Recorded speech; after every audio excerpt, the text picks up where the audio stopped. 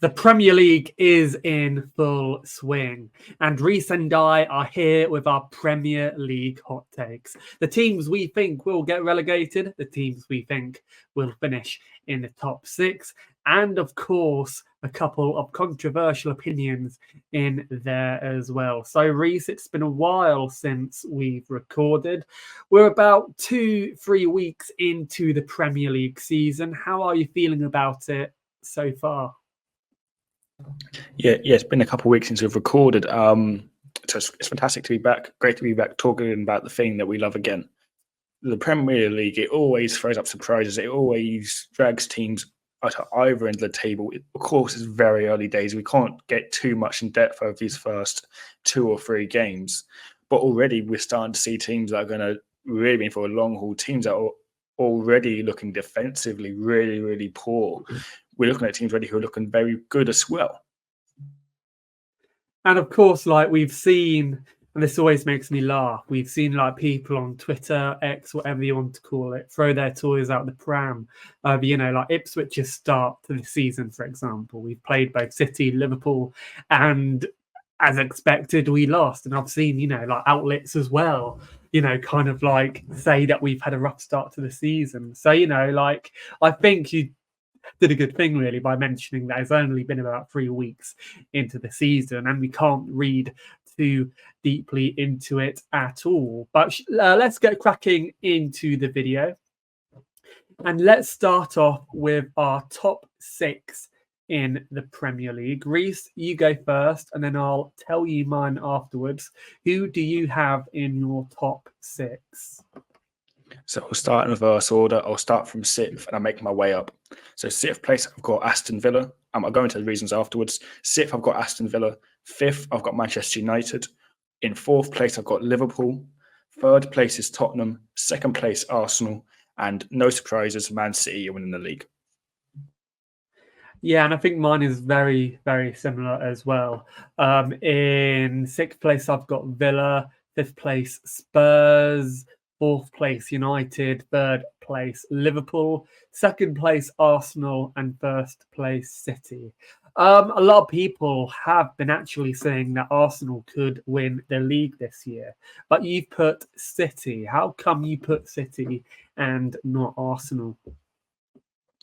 First and foremost, you look at the 2 squads that the teams have. Man City is light years ahead of where Arsenal are at the moment. You look at them attack and prowess in which they possess, the likes of Erling Haaland, who is untouchable in world football, let alone just the Premier League. In Europe, he's untouchable. To back him up, you've got the likes of Kevin De Bruyne, Rodri. I know not back to full fitness yet, but still an incredible asset in midfield. You look at Phil Foden. Even Man City defensively, it's so hard to know who they're going to start in that defence because they've got 5, 6, 7 defenders that all should be starting. The likes of Akanji, Stones, Kyle Walker, I know there's question marks over him internationally, but at club level, a very, very good defender. You look at Vardy, or you look at Ederson in goal. When you're an Arsenal side trying to compete with that, it's not easy. Of course it's not, but it's going to take time. The only thing I can say in Arsenal's favour is the fact that because they've run this race now for so long, it should be a tighter one, but that almost goes against them as well. Because they've run this for so long, are Arsenal now going to have a bit of a slump this season? Are they now going to sort of retreat? And that's the way I think it's going to go. If I had an Arsenal 11 and a Man City 11, how many Arsenal players are making their way into that Manchester City side? I'd argue Declan Rice would. I'd argue maybe for Bukayo Saka out on a wing, but no one else really stands out. Yeah, and I think you're spot on there. I think a lot of question marks are going to be raised over Arteta this season. And I'm simply pessimistic because Arsenal always start the season really well and they always kind of flounder towards the end of the season. And I haven't seen anything to suggest that that won't happen this time. especially in regards to signings that they've made or the very little signings that they've made. And yeah, I simply think that Man City have too much. I know City have only signed Gundogan back on a free transfer and Savinho as well from Troyes in France. He's a very good young player. But when you look at their squad, do they really need to make any signings, if anything, before the start of the season and before the transfer window? They needed to get rid of a few players, and they've done that. They've gotten rid of the likes of Phillips and Alvarez, albeit Phillips on a loan. So, yeah, I reckon that City simply have far too much depth. They have far too much experience, and they did it last season. They can do it again. The only question mark is, would Guardiola prefer the Champions League this season or the Premier League? But that is a debate that we could maybe have another day. But let's quickly go on to our bottom three. Reese, who is in your bottom three? So finishing rock bottom, I've got Southampton, I've got Leicester in 19th, and I've got Brentford in 18th. That is so. The one thing that interests me immediately there is Brentford in the bottom three. My worry about them is that I simply think that they haven't really made any quality signings this window. Igor, their new striker, who they signed from, I think it was Club Bruges, he is already injured. He got injured at the very beginning of the season. And Ivan Toney looks to be going to either Saudi Arabia or maybe Chelsea. Who knows? Maybe after this video is released, he'll be at Chelsea. But explain why you have Brentford in the bottom three. So first and foremost, you look at the loss of Ivan Toney.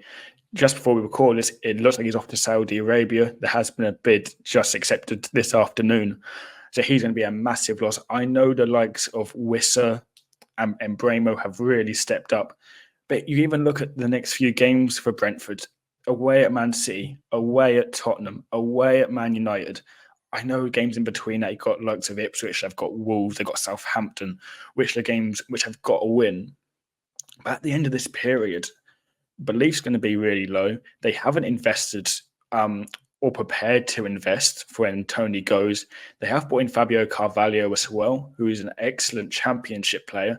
But is he going to come in and really be able to replace what Ivan Toney done there? Probably not. And it's quite a shame to have Brentford where they are as well, because Thomas Frank as a manager is a manager that I really, really rate. I rate him as a coach as well.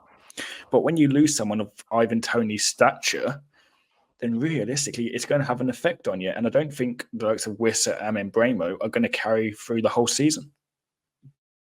And I've always been under the opinion that the worst thing Thomas Frank has ever done at Brentford was reveal his tactics live on Monday Night Football.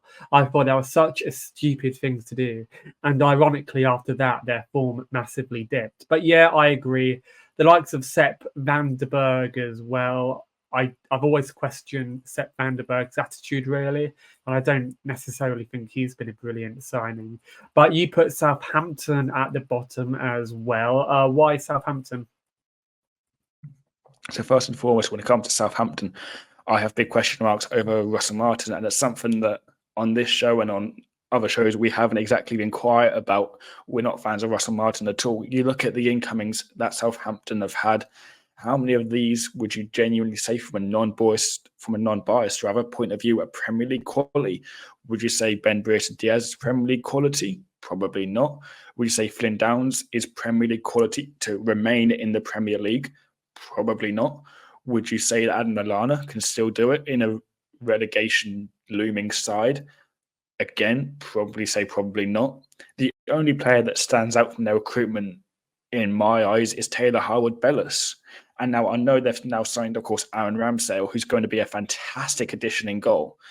But when you don't have the players going forward, I know you've got lots of Armstrong, Shea Adams up there.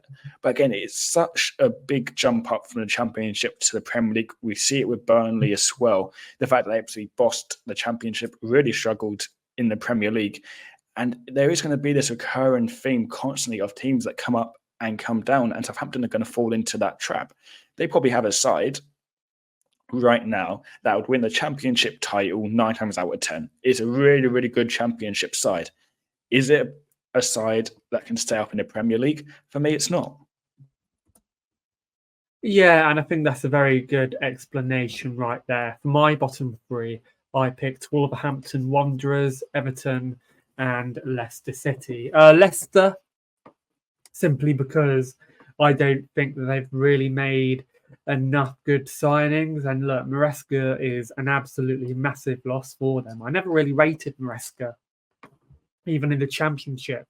I didn't necessarily rate him, but he's still a loss for them. He is the manager that got them promoted back into the Premier League, and he was probably more confident with his style of play. Basically, like he got them playing his own brand of football. And the one worry that I have is that Steve Cooper, it might take him some time to do that, especially since he kind of did have a transfer window, but he hasn't necessarily signed many talented players. Like RU, I reckon RU will sign or will score a few goals, but I don't necessarily think he is good enough for the Premier League.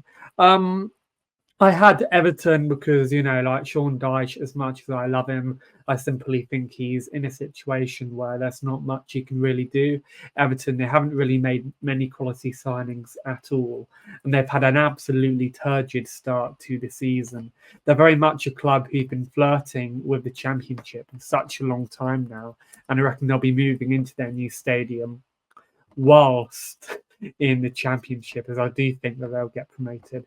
It is a shame because Everton, they are a big club in my opinion, but they have simply got a lot of players who I don't think are good enough for the Premier League anymore.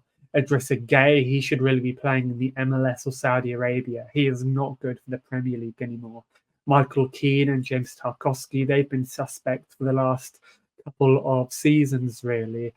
Calvert-Lewin, I'd argue that he's declined since getting injured. And the likes of Dwight McNeil and Jack Harrison, they're, in my opinion, top Championship wingers at best. And Beto as well, who is actually a Portuguese forward who I really do rate. He looks to be on his way out. He is training with the youth team and appeared for Everton in the Johnston Paint Trophy, or whatever they're calling that nowadays, the other day. And I'm not going to go into too much detail on Wolves, but Gary O'Neill, I reckon they're going to be struggling as well. They've lost a lot of big players in the last couple of seasons. Last season, they did okay. They finished mid-table, but again, like the likes of Pedro Lima, Tommy Doyle, these are all very young players. I'd be interested to see how they kind of fit in, but they've also, Wolves here have lost the likes of Goncalo Guedes, a couple of other players as well whose names I'm not even going to attempt to pronounce, but they're also a team who I think are going to get relegated.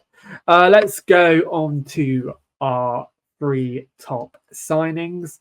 Reese, who are your top signings?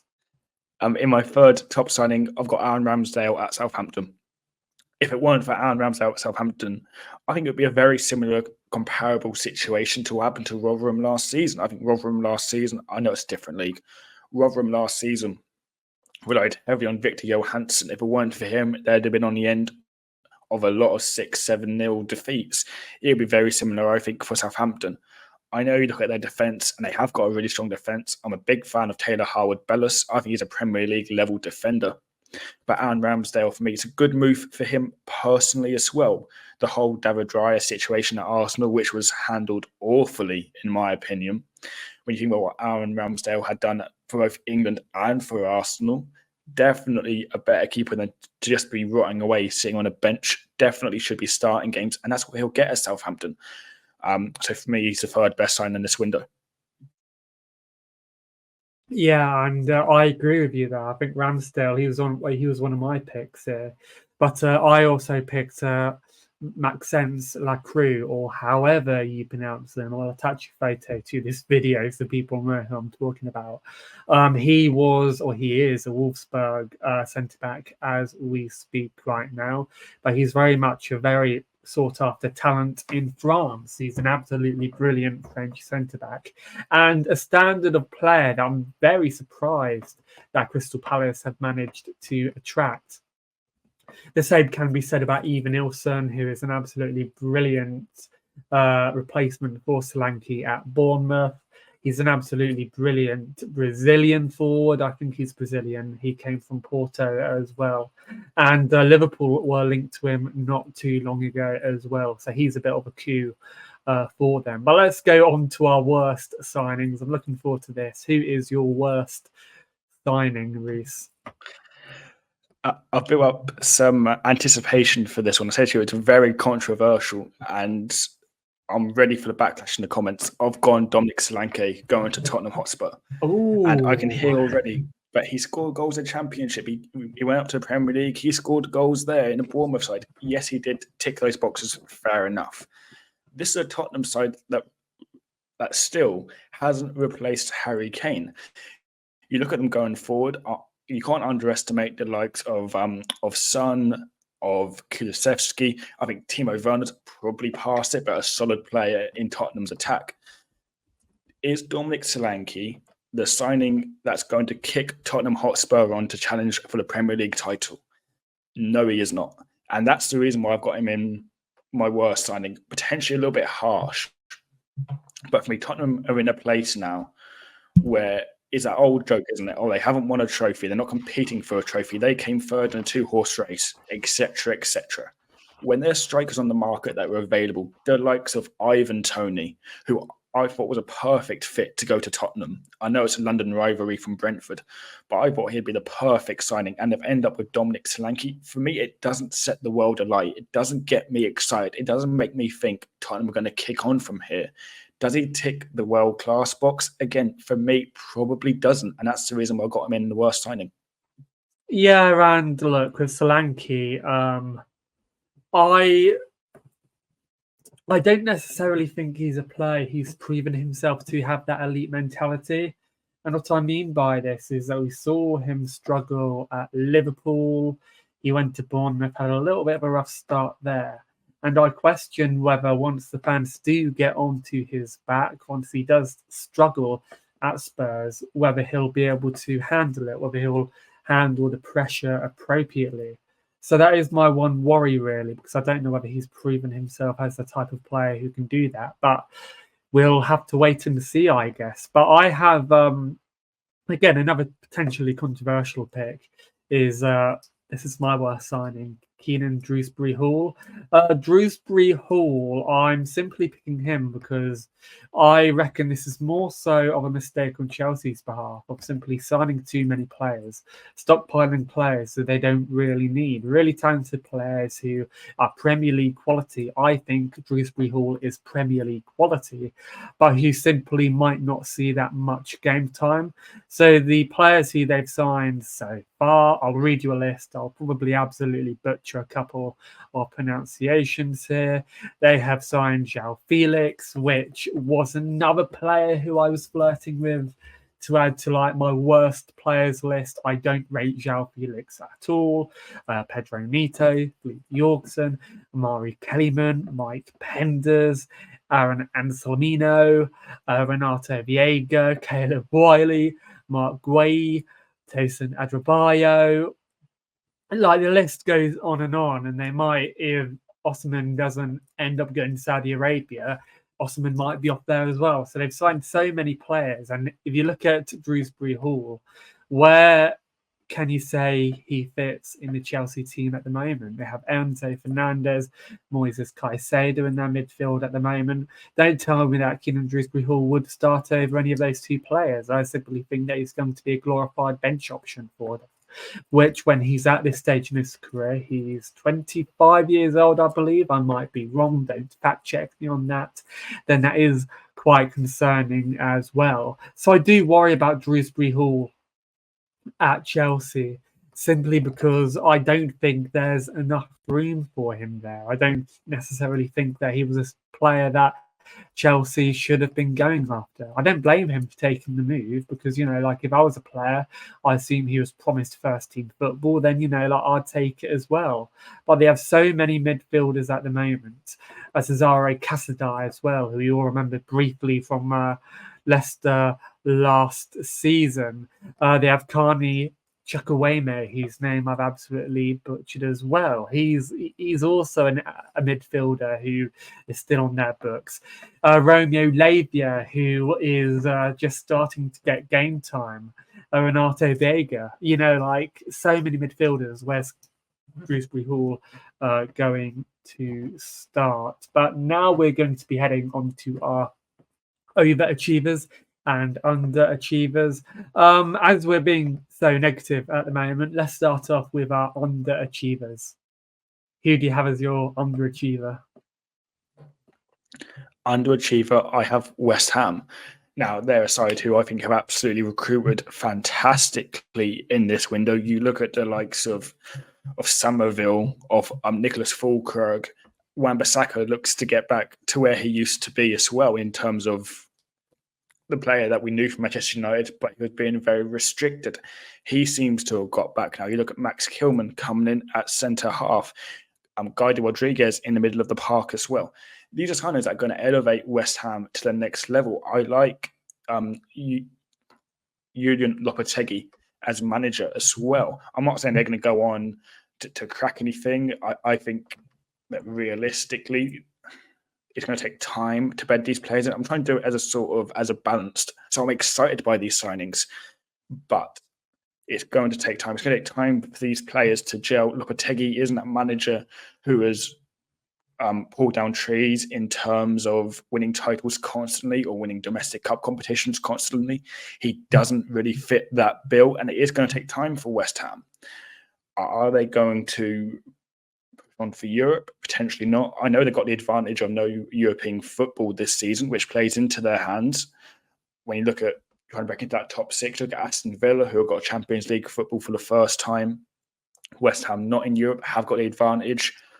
I guess if you're like with West Ham, it's more cautious, optimistic rather than throwing my hat in. So I think they're going to underachieve this season. I'm not saying they're going to go and finish bottom half of the league or do anything ridiculous.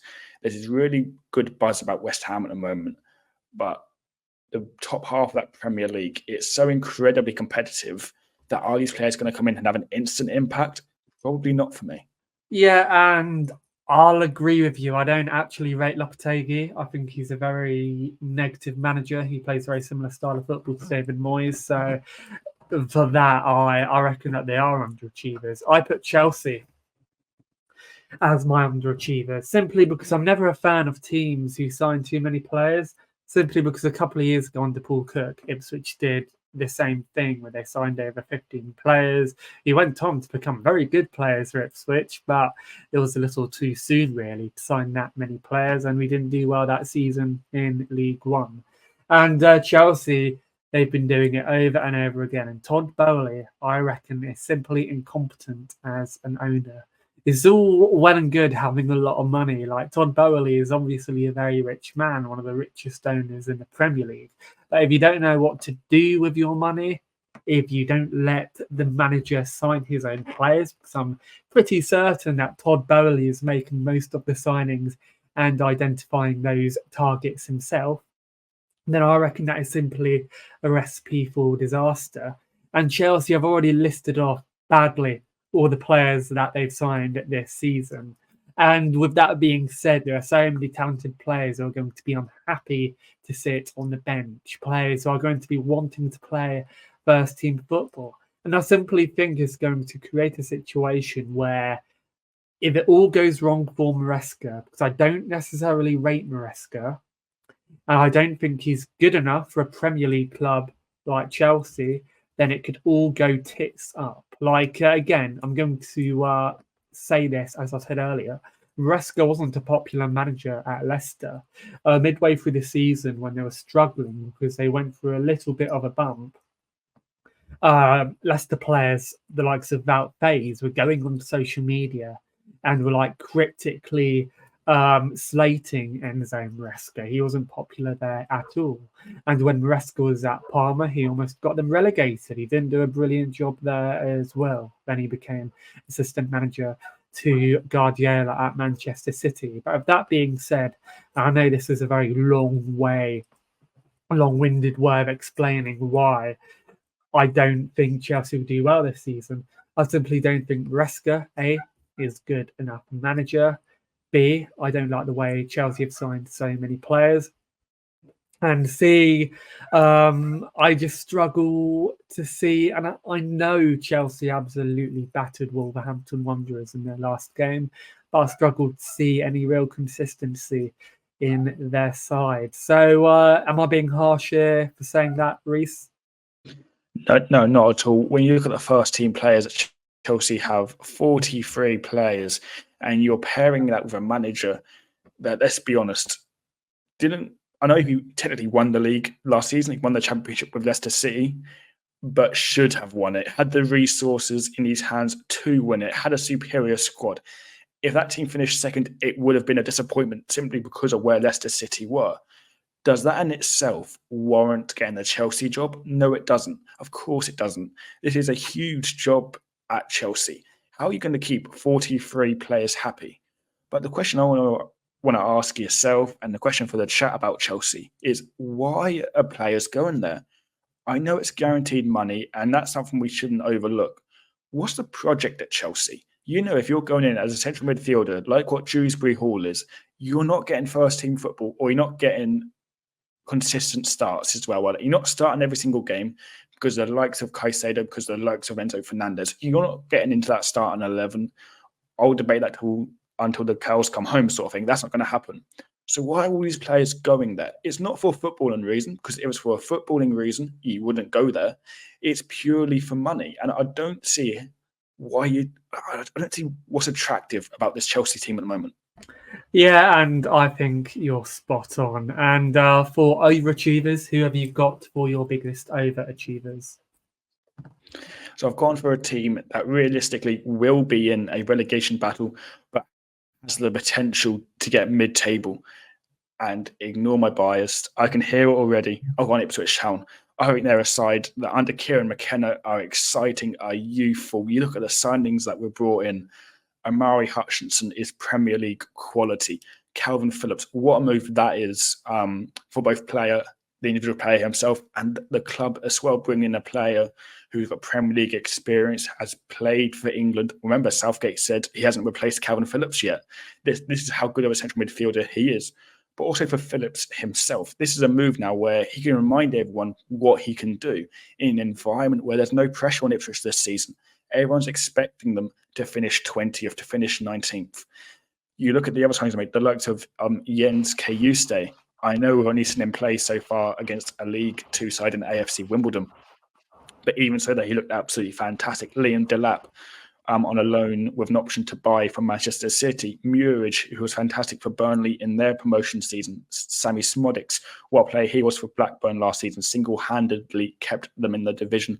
You look at Ben Johnson at right back from West Ham. That's an unbelievable coup, in my opinion. Dara O'Shea from Burnley. So not only have this Ipswich side recruited very well, but even in-game, the tactical sort of noose as well. Look at the game against Liverpool. I know people are going to say, oh, well, Ipswich lost that 2-0. Yes, they did. But that first half, the press we put onto Liverpool was almost perfect. They couldn't get out of their box. They couldn't get out of their half. And the only reason why we actually lost that game was because the quality in the end shone through. When Liverpool brought on the likes of Cody Gakpo, for example, off the bench, and Tsimikas at left back, we're bringing on, with respect, the likes of Marcus Harness. We can't compete with that. For Ipswich Town this season, it won't be about competing with these big boys and trying to get results off like Liverpool, City, United, Chelsea, Tottenham, Arsenal. It'll be all about beating the teams around them, which I think they'll do. For Ipswich Town, the season starts Saturday. It starts tomorrow. It starts against Fulham. And people say, oh, but the season started 2 weeks ago. Technically, for me, controversially, Liverpool and Manchester City, those two games were an extension of pre-season, and that's all they were for me. We were going into those games in the mindset of, right, okay, we're probably going to lose these two games, but let's at least play with pride. Let's play with passion, and let's show teams what we can do. And I think we've done that as well. Going to the Etihad and taking the lead is something that only a small handful of clubs this season will be able to say they've done. And now I've got to do the flip side of that, because I can hear people screaming at me, look at the mistakes against Manchester City. Yes, I take it into account. Muric should have done better, let's be honest, with passing out from the back. But let's not forget the world-class save as well from Haaland's header. We've got to balance this argument out. It's a new keeper in a new side as well, that over time will get to that level that we need them to be at. So again, not saying we're going to go push for top 6 or we're going to go play in Europe next season, but I think Ipswich are going to stay up with some comfort. Yeah, and I think you've made a very compelling case right there. Phillips, it made me laugh yesterday, kind of like reading on football Twitter in general, people saying, oh, look, Phillips got subbed off in the 68th minute by Ipswich. He had a disastrous debut. That wasn't the case at all. Welcome, Ipswich fans, to that side of Premier League Twitter. But I do have reservations over a few signings. I said this before you went on now, the likes of Ogbene. But overall, I'm excited to see how we do this season.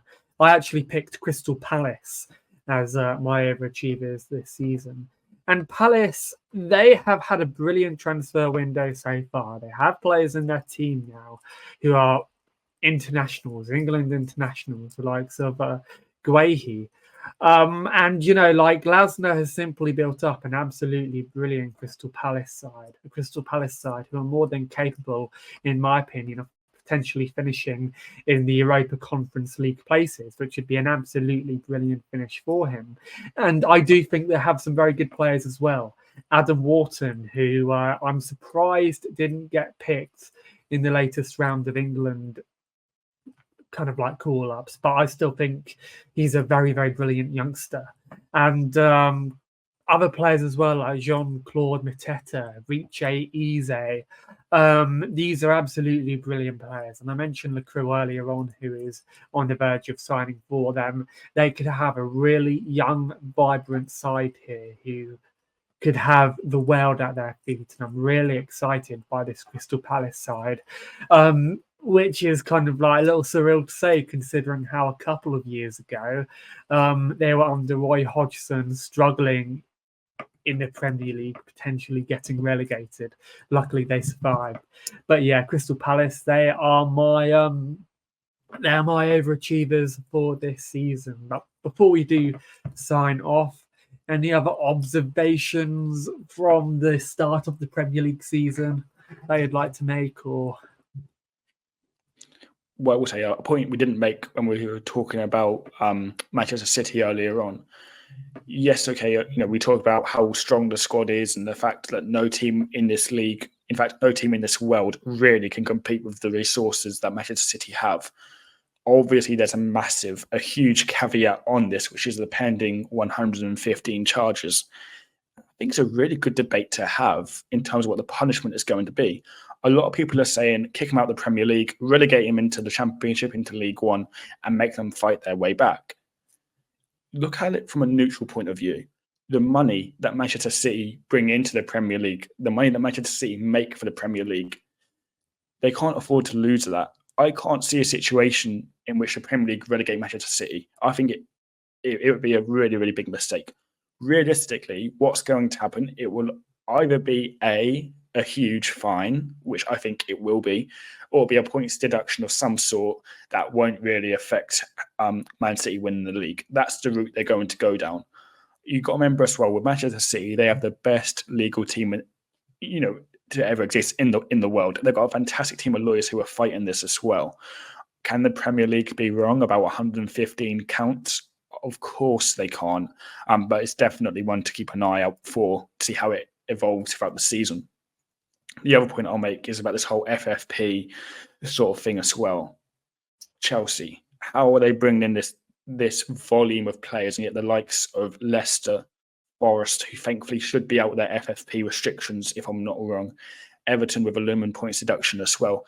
Why is it that the small teams get punished, yet the likes of Chelsea are spending £60 million every day, it feels like, bringing in these players into the club?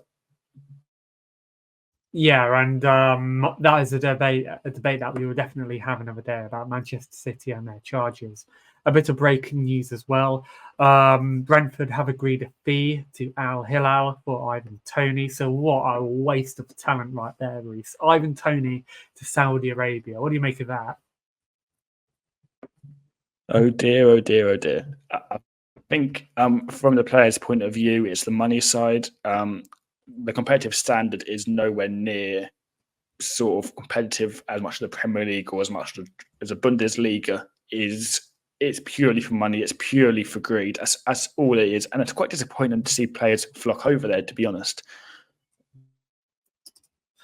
Yeah, and we've seen so many players move to Saudi Arabia this window. Young players as well, players who are 24, 23 be linked over there. So it is really worrying to see. What a shame over Ivan Toney, because he got banned over betting for some reason whilst he was serving his ban. His the hype over his name, the hype surrounding his name massively increased. He came back, did okay, did quite well. Got called up to England. Fans were criticising Southgate for not starting Ivan Toney when Harry Kane wasn't necessarily performing well. And now he's off to Saudi Arabia. That is such a waste of talent. But anyway, I think that just about wraps up this video. Thank you very much for watching. Where can people find you, Reece, on social media?